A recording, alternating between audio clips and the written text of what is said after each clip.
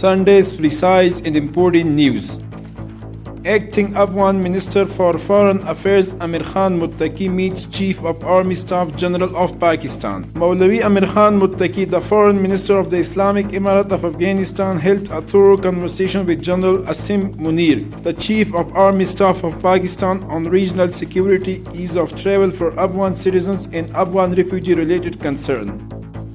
Afghanistan State Handicrafts Promotion Company resumes operation. Afghanistan State Handicrafts Promotion Company, which was inactive for the past 2 decades, has resumed its activities after the restoration of the Islamic Emirate and has achieved good results.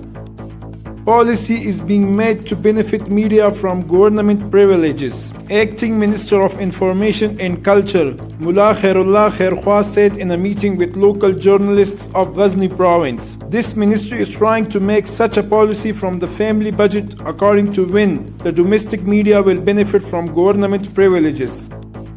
Cash aid distributed to over 3,000 families. Ministry of Urban Development and Rural Rehabilitation says that the World Food Program has distributed cash aid to 3,580 needy families in Jaghuri district of Ghazni province. According to this ministry, 3,700 Afghanis have been distributed to each family.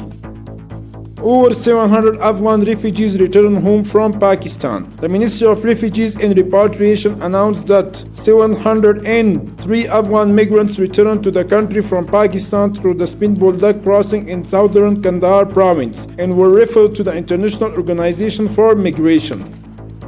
Volume of rail transported goods has increased. Afghanistan Railway Authority says during the last 1 week about 112,597 metric tons of commodities were transported through the Heratan, Akina and Torgandi railways.